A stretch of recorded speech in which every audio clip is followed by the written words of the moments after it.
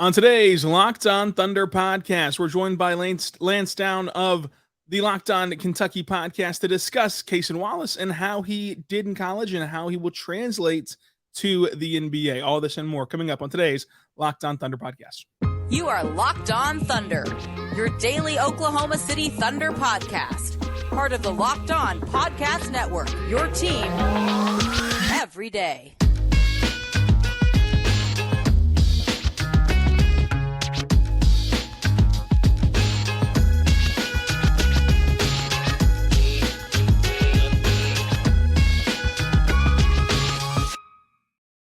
Let's get it going on the Locked On Thunder podcast, on the Locked On Podcast Network, your team every day. I am your host, media member, and editor-in-chief over at thunderousintentions.com. Rylan Stiles. Follow me on Twitter at Rylan_Stiles. Follow the show on Twitter at LOThunderPod. Email the show, LOThunderPod@gmail.com. You can even text the show 405-963-3686 on subtext. So check that out as well. On today's show, we're joined by Locked On Kentucky podcast host Lance Dawe to talk about Cason Wallace and how he did in college, how his game will translate to the NBA. Today's show is brought to you by FanDuel. It's the official sportsbook of Locked On. Make every moment more by visiting FanDuel.com/LockedOn today to get started. That's FanDuel.com/LockedOn. Lance, how are you doing today? Doing great, man. How are you doing? I'm doing good. The first order of business. How do you pronounce the number 10 overall pick in the NBA draft? How do you pronounce his name? Who was the number 10 overall pick in the NBA draft? It was Cason Wallace. Oh yeah, it is Cason. I didn't realize he went 10. I thought he went 11. Yeah, it is Cason Wallace. That's how I pronounced it. That's how I've heard it. If it's incorrect, I will immediately change it though. So that has been a huge topic of discussion leading into his NBA career. On draft night, Sam Presti was calling him Cason. And then on his rookie intro presser, Cason said you can pronounce it either way, but he prefers Cason Wallace. And then during Summer League, he went back to Cason instead of Cason. So it's been a whirlwind. And so I was wondering what Kentucky folks were calling him for the past year. But he seems comfortable with anything except Carson. You cannot call him Carson, but you can call him Cason, anything else. So we're going to stick with Cason Wallace because that's what's on the official pronunciation guide. Yeah, so it's actually interesting. I watch a lot of NBA 2K simulations, and for the past year, he's been Carson Wallace in the game before he got drafted. And so a lot of people have just kind of acclimated to Carson. Some people say Cason. I've said Cason Wallace since he's come to the Wildcats, but I would accept any pronunciation that he throws at us, honestly. Yeah, it is crazy. And the 2K simulations are funny too, because the draft classes oftentimes mess up some names. And so you get kind of used to that versus what their actual name is. But what were the expectations coming into last season for Cason Wallace at Kentucky? Well, I think that he ended up projecting out kind of where he started, whenever he committed to the Wildcats, which was somewhere in the lottery. You really liked his defense coming out of high school. I said that he may be one of the best on-ball perimeter defenders, defenders, period, heading into the college basketball sphere last year. And I think he really did show that throughout his time at Kentucky. That was the expectation, was for him to be a lengthy combo guard that Benson was kind of steady. And whenever he got to Kentucky, I think you really got to see that unfold. I was very excited, very high, Rylan, on Cason Wallace coming out of high school. In fact, I continued to say before Kentucky even tipped off their first game of the season last year, I continued to say he may already be my favorite player. And as the season progressed, I continued to harp on the fact that, man, Cason, while there were some shortcomings, there were some inconsistencies, I still really, really liked his game overall because of how he carried himself. And coming out of high school, you saw a lot of those similar things just simply carry over. I don't want to say that he has not changed, because I think that he has developed. And during his season at Kentucky, things definitely, I think, changed for the better. But coming out of high school, man, he was tabbed as what I think we still see today, just a very strong defender that's a very steady presence, I feel like, on the court. So And then we enter the season come November, and what did you first see from him? Because I know that his season was kind of split maybe into like two parts at Kentucky.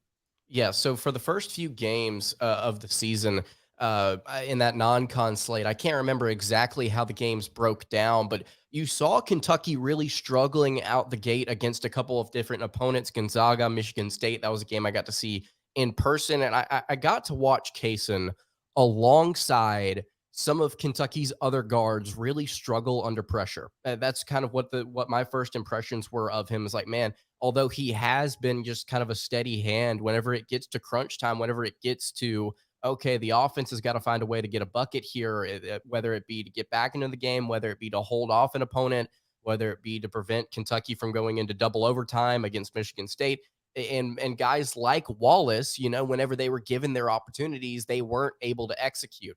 And I believe you saw it in different games like Gonzaga. I think Michigan was a game where Kentucky just really couldn't get any offense going, and Wallace had a hand in that. It's just in that non-conference slate, I think we saw a lot of growing up from various players on Kentucky's squad, but I think Cason was definitely one of the people that fans criticized the most because he was not able to kind of get things going. Relative to the rest of his game throughout the rest of the game, which would always be solid. I think it would always be fun to watch if you really love defense, and there would be the occasional flashes of, dunks on fast breaks and such. But I just really saw a lack of confidence, it felt like, whenever Kentucky needed him to perform in the clutch. And to be honest with you, I don't really know if that's what his game is, but I think we got to see that kind of change as the season went along. So we saw that first half of the season kind of progress, and then it eventually led up to some injuries that he dealt with, and kind of how that changed his game. His role changed as well, and it all went to a moment at the end of the NCAA tournament against the Thunder's 50th overall pick, and an exciting game there against Kansas State. So there's obviously a lot to get to on today's show, but I do want to tell you right now about our good friends over at FanDuel, folks, because FanDuel is America's #1 sports book. It's the official sports book of Locked On and Major League Baseball at FanDuel.com. You go there right now, FanDuel.com/LockedOn, and you can start your first swing at betting on MLB, and you can get 10 times your first bet amount in bonus bets up to $200. That's right. So if you just bet $20, you can land $200 in bonus bets, win or lose. So that's $200 for you to spend on anything from the money line, over under, projection, prop bets, anything you want to. And the app is safe, secure, and it's super easy to use. Plus, you get paid instantly. It's that easy to use over there. There's no better place to bet on MLB or any other sport at FanDuel.com/LockedOn, America's #1 sportsbook. Go there right now, FanDuel.com/LockedOn, to get up to $200 in bonus bets. That's FanDuel.com/LockedOn. And right now, you can just simply type that in and bet on baseball with the Angels heading to Detroit as 1.5 run underdogs. I'd take that bet against Detroit. So go there right now, FanDuel.com/LockedOn.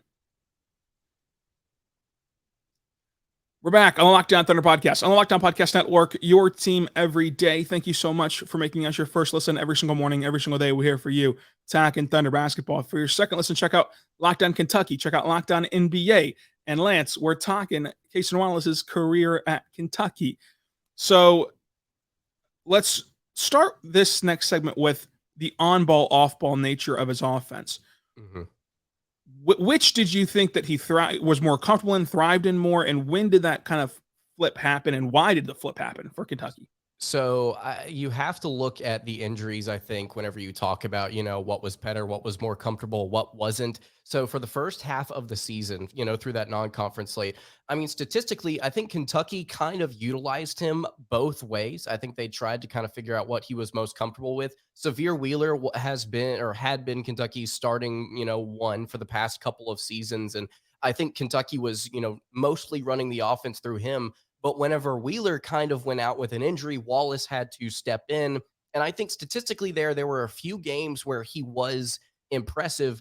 And offensively, I mean, he was a really solid shooter for the first half of the season. And then the injuries started to pile up. And I think Kentucky started to use him a little bit more off ball, it felt like at times. And his numbers dropped, I think, considerably. And you go and look at his game logs from LSU, which was the second conference game of the season, all the way until the end of the year. He went from overall, he's like a 34% 3-point shooter, 22.7%. He shot 40.6% from the field. He averaged more turnovers, less points. I mean, the injuries really took a toll on him, and Kentucky was shifting him around with everybody and their mother on this roster. I mean, there were a lot of different injuries for Kentucky. At one point, they had their starting shooting guard / backup 3 as their point. At one point, they had their power forward for different sets, running point guard in Jacob Toppin, who is now with the Knicks. They really struggled to find a way to direct their offense comfortably. And Wallace was just one of those guys that wasn't 100% and wasn't able to go out there, I think, at times and execute the way that he would have liked to. And that's kind of what we were saying about him heading into this draft, Rylan, is that, I really wish we could have seen this Kentucky team healthy, especially with guys like him, to see what he did in both areas. You talk about the on-ball offense. I was very impressed with his vision and with his anticipation, I think, for different sets that Kentucky wanted to run. I liked his passing. TyTy Washington a year ago, I think, was very similar in the fact that they just knew where to get the ball and they knew how to, rack up some assists at times. And Wallace also, I think, was a little bit more aggressive, I think, on ball than what you may see out of some of Kentucky's guards over the past couple of years, just simply because of his size. I was impressed with his ability to get into the lane. I liked his floater game. I liked what he did getting into the rim.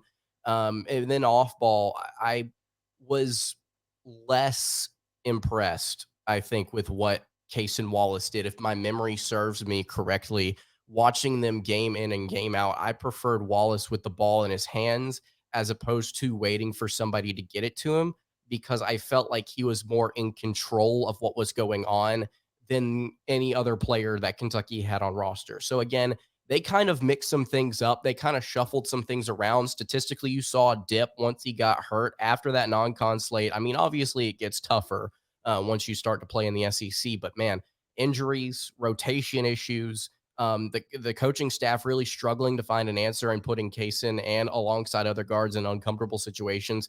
It just led to a lot of inconsistency. And I would have preferred, if healthy, Wallace had been Kentucky's one from day one. Yeah, it's very interesting as like a talking point for what Cason can do. I think that one of the kind of appeals for him for OKC is that versatility, that he's capable of playing on and off the ball. Obviously, the Thunder are very guard heavy, and so I think that whenever you watch Cason this summer league, even, you saw some moments where against Dallas in his debut, he really thrived as a catch and shoot 3-point shooter off the ball. He went 6 for 10 from beyond the arc in that one. He finished his summer league after 5 games, shooting just below 40% from 3, 38% from 3 for his summer league stats over those 5 games after that tremendous outburst against Dallas. And then he's actually it was kind of the reverse for him. He struggled a little bit on ball, trying to navigate the pick and roll against bigger, taller defenders than you see in college, and really was able to help himself out off ball because he had that catch and shoot shot going a little bit. So whenever you envision Cason Wallace in the NBA offensively, because we know we're going to get to that defense here in a second, which is where he's going to make his money. Offensively, would you rather see him as someone who you trust to pass the baton to, let him lead your second unit as the main ball handler, or would you rather see him kind of complement other stars in this league? I think that it's a really interesting point, and one that I was going to get to here in a second, just because of how Kentucky's roster is so different than the situation he's going to enter at OKC. And you got to see, like you mentioned in the summer league, the debut, he goes off. He had a half-court shot going in. Everything was falling for him in that first game against Dallas. And you got to see Wallace healthy with a competent, healthy team alongside him play very well off the ball. And it's something that almost kind of surprised me. But whenever you think about it, whenever you think about a situation and you go back and actually watch some of the games, you begin to understand, okay, it's simply a different landscape. And it's one that allows Wallace now to kind of open things up and really show his ability. I think when you look at him offensively for the Thunder, because of how guard heavy they are, you've got guys like Shai on roster absolutely let him run at the 2. Let him play some defense, and then let him be somebody that can run off ball. Now, is that to say he can't run an offense? No, but again, you look at the Thunder's roster, completely different than one Kentucky had a season ago, obviously, because it's a professional roster, but you've got better ball handlers. You've got better guys that can set you up. I think Wallace will be best served as somebody with OKC, as someone that can be that catch and shoot type of guy, can be that dude that gets you a couple of steals a game, that plays hard defense against other star guards in this league. I would say he's almost like a Drew Holiday type of player, except he's not going to be as on the ball as much as Drew. Maybe that's a bad comp. I don't study the NBA as hard as I do the college game, but I feel like there are some similarities to be had there in the fact that he can get you some defense, and then on top of that, he can get you some buckets on occasion. And I think that to answer your question again, I think that he would be best served in a role at the 2, but he can do both. So the last question about his offense before he transitioned to his defense. In your opinion, you watch his game and you watch, both seasons, and you're telling the story of Kentucky's season from November to the end of January. So like the first half of the year, kind of, he shot 40% from 3. Mm-hmm. And then he ends the year, and his season total from 3 is 34.6% from 3, which obviously does not suggest great things in the second half of the year after shooting 40% from 3. What went into that? Is it as simple as like, hey, he had some back issues at that point, and then the 3-point shot kind of went down? Is there more of a fluke nature to his 3? How would you summarize his shooting ability? I would summarize his shooting ability as, to be honest with you, more comfortable in the catch and shoot. I did not really see a lot of things off the dribble that impressed me with Cason last season. And again, I think OKC is going to be fine with that because of who they have that can do that for them. But I was more impressed with what he was able to do, kind of sticking to his spot and shooting. And I don't mean like he can't dribble around a screen, stop and shoot a 3. That's not what I'm saying here. What I'm saying is that I just was not impressed with him on the move, getting a shot up, especially from distance. I was not impressed with that consistently. You mentioned the injuries, and I think that was something that came into play as the season went along. If I'm not mistaken, it was a back injury for Cason that just really was a struggle for him. And then you look at his game logs, it was shooting less and making less during the SEC slate. So it wasn't like he was just chucking up more 3s, trying to get more shots up, or it wasn't like he was just shooting absolutely nothing. He was shooting about a 3 less a game during the conference slate there. And pair that with the injuries, pair that with the awkward rotations, it left Cason, I think, in a spot where he could not show what he was truly capable of. And it was not setting him up to succeed in the areas that he could really succeed in. So that's kind of what I would describe. That's how I would describe his shot making ability. Is just, I think, better in the catch and shoot, better not on the move. And then statistically breaking it down, I don't really think that there was a whole lot that he could have done differently to have changed how things progressed last season, which was just kind of a slow decline. Coming up, we're going to talk about Cason Wallace's defense. That is going to be his bread and butter in the NBA. What stood out the most on the defensive end of the floor for Cason Wallace at Kentucky? Plus, we're going to have some curveballs at the end of this because there's a lot of Kentucky guards on this Thunder roster currently, including we're going to discuss the tournament game against Keyontae Johnson and Kansas State, all coming up on today's Locked On Thunder podcast. We're back on the Locked On Thunder podcast, on the Locked On Podcast Network, your team every day. Thank you so much for making us your first listen every single morning, every single day. We're here for you, talking Thunder basketball. Subscribe for free across all podcasting platforms so you never miss an episode. You everydayers have already gotten a review of Marketing His Contract Extended, Team USA selections for Chet and J-Dub, plus a roster projection and a mailbag podcast. Now you're getting this great podcast with Lance of Locked On Kentucky to discuss Cason Wallace in depth. And let's start there again with Cason Wallace defensively. What part of his defense stood out the most to you when you're sitting there and you're watching every single minute of Kentucky basketball? You're probably watching the games multiple times. Like, what stood out the most to you as just, oh yeah, he excels at this defensively? I think that there are different types of defenders across the board. You've got the guys that are kind of like the scrappy, kind of like, fighting hard because they don't necessarily have the size or the ability. They're just kind of overcommitting to things. You've got guys in the NBA that are just physically dominant and just kind of impose their will. And then you've got guys like Cason Wallace who, again, I want to go back to just, and you have to actually watch it to understand the steady presence. You talk about guys that have strong upper body control and are able to kind of move and glide. I think on offense and on defense, I think somebody that's very popular that I think has great body control is Chris Paul, somebody that's able to move with the ball really, really well. But whenever you talk about guys on defense with their body control, I mean, it's another level. And to see guys like Cason Wallace stick with their man, just kind of glide smoothly, move along with them. He never got lost. He never overcommitted. He never got antsy. He never got jittery or energetic or overly energetic on defense. It was just, I'm with you. I'm with you. I'm with you. I'm with you. Where are you going? And it was just really impressive to see him never break down as a freshman, as an 18-year-old, 19-year-old kid, never break down, or at least not consistently, against his man. And that's the type of defender I think that you're going to be really excited about moving to the NBA. But it wasn't just, hey, I'm going to prevent you from getting a shot up. I'm not sitting here saying he was stoic, like he wasn't reaching for steals or anything like that. He averaged 2.5 a game in the non-con slate, finished this year averaging 2. But I really like the presence of Cason Wallace on the court because of how it's just kind of, how some corners in the NFL are just like overly energetic and talk, but then there are some guys that just, they don't say anything. They go out there, they go about their work, and they get stuff done.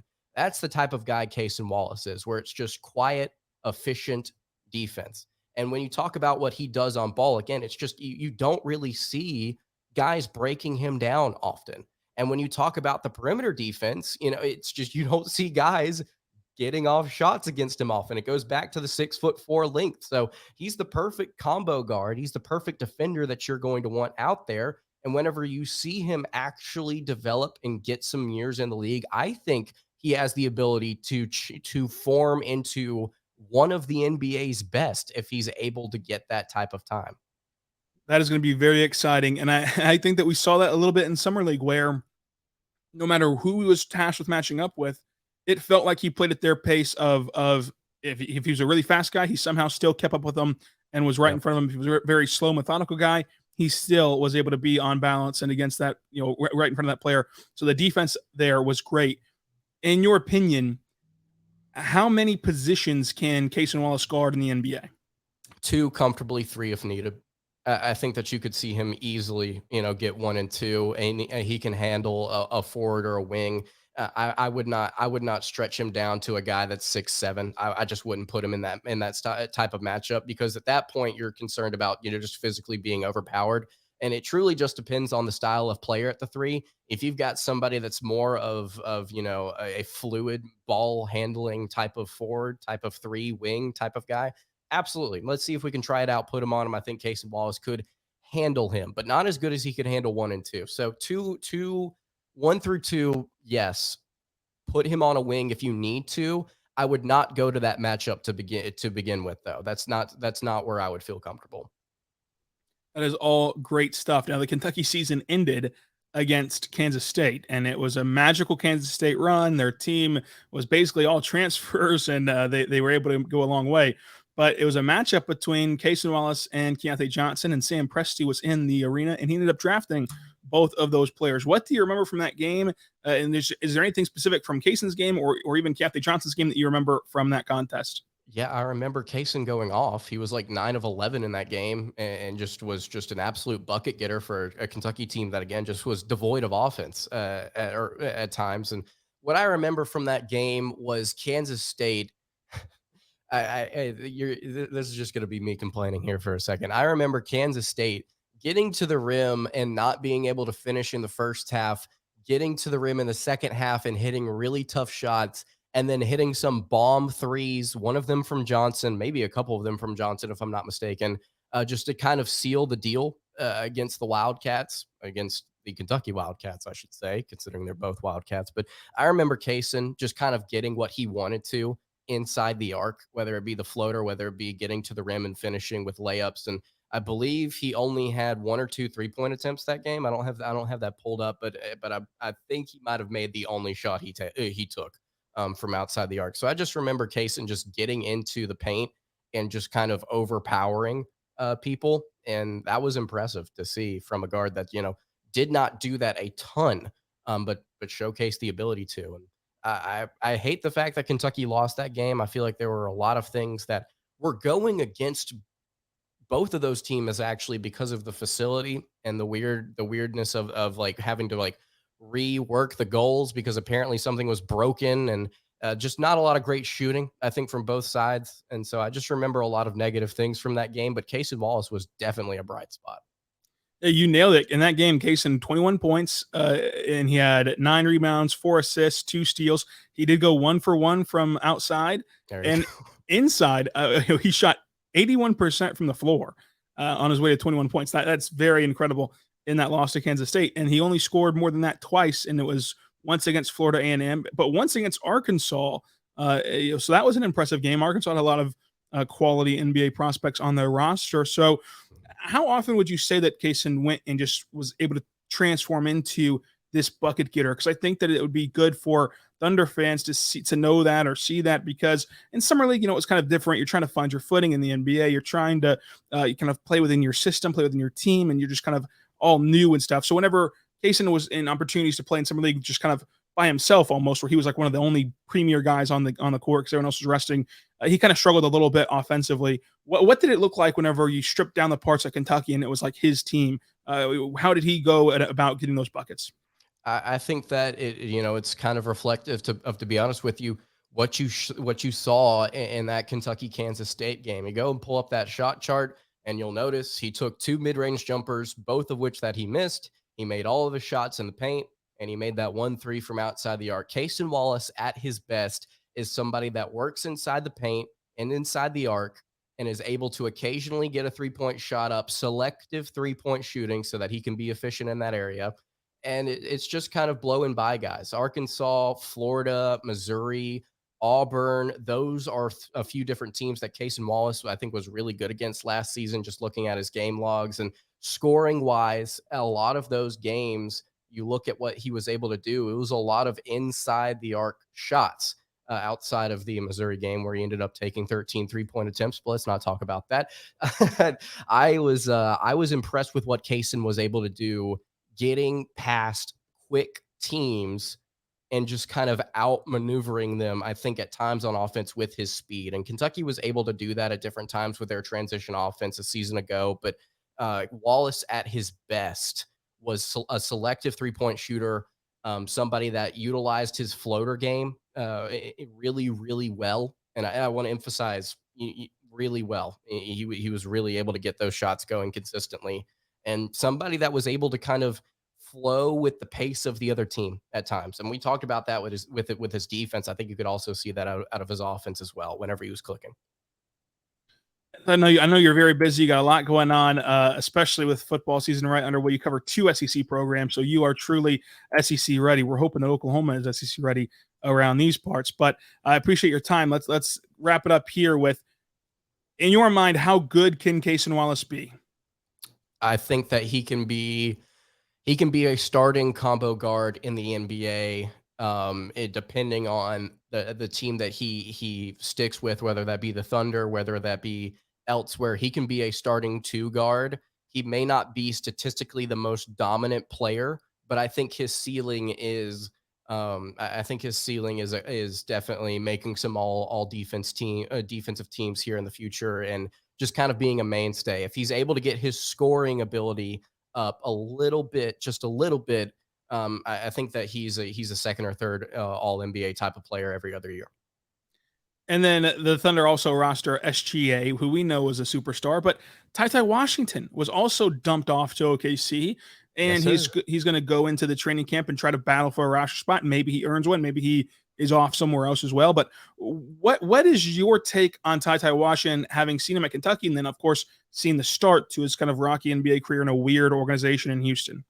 Yeah, Washington, I think is a couple of different things. I don't think he's as defensively dominant, but nowhere near as dominant as Cason Wallace is. But I think they're very similar in the way that they distribute the basketball. Both very calm presences. I think that Washington was a better 3-point shooter with the ball in his hands. I think he was good catch and shoot, but I also think he was really good, off the dribble shooting, whether that be the mid range or whether that be outside the arc. So I think Washington is a little bit more fluid in his game and is similar because of the fact that they both have similar stature, same program, both combo guards. I think he's probably if you had to let's just say, and this is not going to happen. Let's just say you put them both out there on the court at the same time. Washington would be your 1 and Wallace would be your 2. I'll just say that. I like that. I like that. And then one last one, just a softball for you about SGA. Did Kentucky fans, whenever he was at Kentucky, like, did they realize he could be this? Like, he could be like a 30-point per game, first team All NBA, top 5 MVP voting guy? I want to say no. I want to say no, just because I think that this is where I'll leave this.